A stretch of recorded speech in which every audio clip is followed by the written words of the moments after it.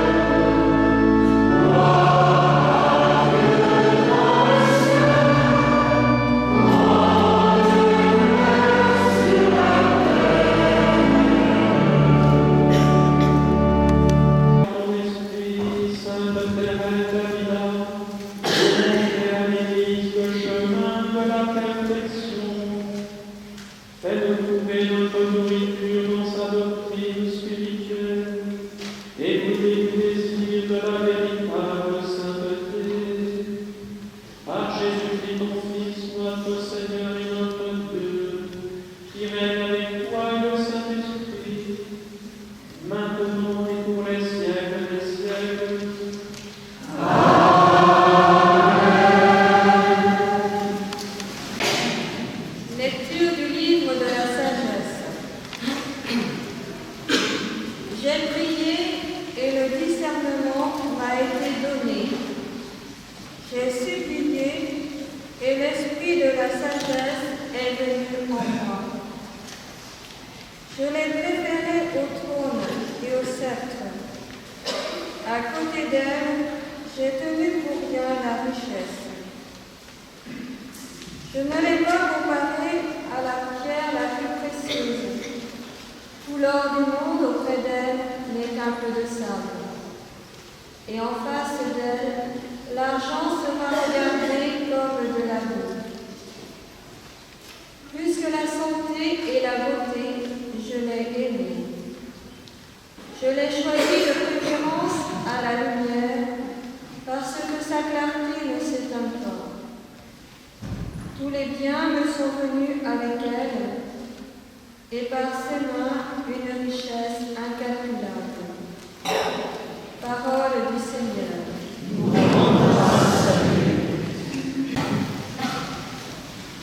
Frères et sœurs, ce passage d'évangile résonne d'une façon particulière dans cette célébration de clôture du 5e centenaire de la naissance de Sainte Thérèse d'Avila.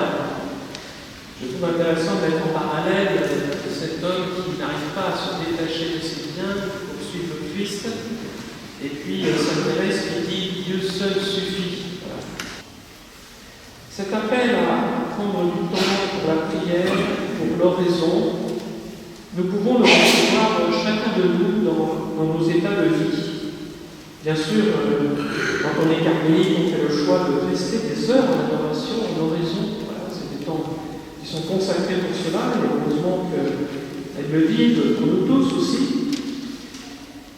Quand on a une vie active, chargée, quand on a des enfants, quand on a une vie professionnelle, évidemment on prendra moins de temps. Mais le problème aujourd'hui, c'est qu'on est tellement coupé, et même tellement connecté, j'allais dire, par notre smartphone 24 heures sur 24, que nous vivons un peu comme en apnée, sans respirer. Nous devenons indisponibles à Dieu et aux autres. Pourtant, j'allais dire, c'est fou le temps qu'on perd à prier.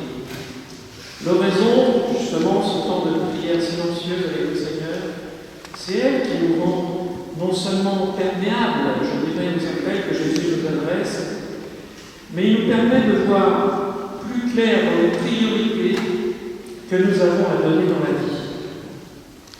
L'oraison permet justement de décanter, j'allais dire, tous les soucis de notre existence, de faire la part des choses. La vie d'oraison, elle nous transforme de l'intérieur, elle transforme toute notre vie de l'intérieur. Et elle ouvre un autre regard sur la vie, un autre regard sur les autres. Comme le dit l'auteur de la première lecture, j'ai prié et le discernement m'a été donné. J'ai supplié et l'esprit de la sagesse est venu en moi.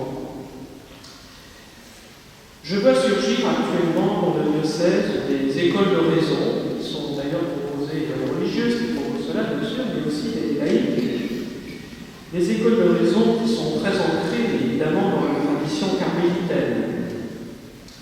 Je crois que nous avons besoin, finalement, d'apprendre à prier en silence. Ce n'est pas si évident tout cela. Ce n'est pas évident non plus de méditer, de prier avec la parole de Dieu. Voilà, ça s'apprend. Et pourtant, cette parole, justement, c'est dans l'oraison que nous pouvons l'accueillir pleinement, pas seulement en lisant le texte comme ça, voilà, de prendre du temps de se laisser pénétrer, comme le dit l'auteur du livre aux Hébreux. Elle est vivante, la parole de Dieu, énergique et plus croyante, plus coupante qu'une épée à deux tranchants. Elle va jusqu'au point de partage de l'âme et de l'esprit. Elle juge des intentions et des pensées que. Mais pour nous laisser pénétrer par cette parole divine, donc transformer vraiment de l'intérieur, il nous faut le vouloir, il nous faut le décider, il nous faut donner un peu de temps chaque jour, même quelques minutes, et peut-être au fur et à mesure davantage. Quand je pense aux heures que nous passons peut-être devant la télévision chaque semaine, ce ne doit pas être insurmontable de prendre quelques minutes, et c'est pourtant vital.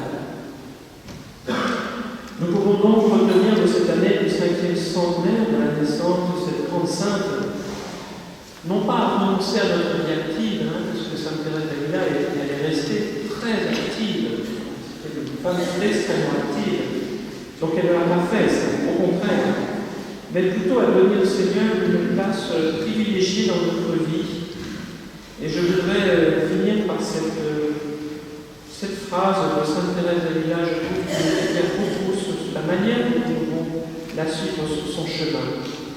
Je la cite: que rien ne te trouble, que rien ne t'épouvante, tout passe, Dieu ne change pas. La patience triomphe de tout.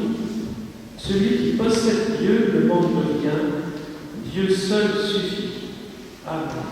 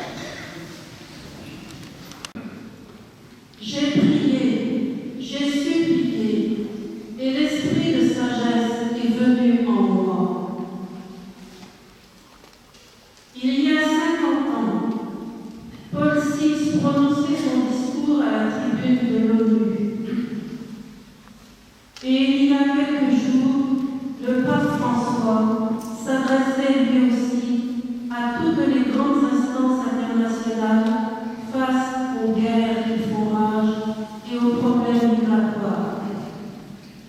Seigneur, aie pitié de toutes ces populations dans la détresse et fais surgir le salut que toi seul peux susciter. Nous t'en supplions.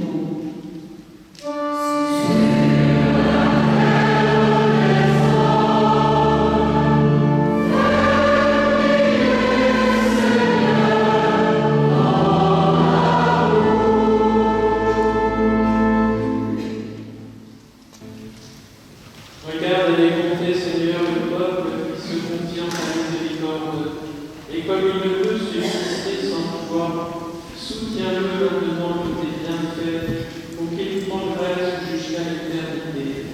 Par Jésus le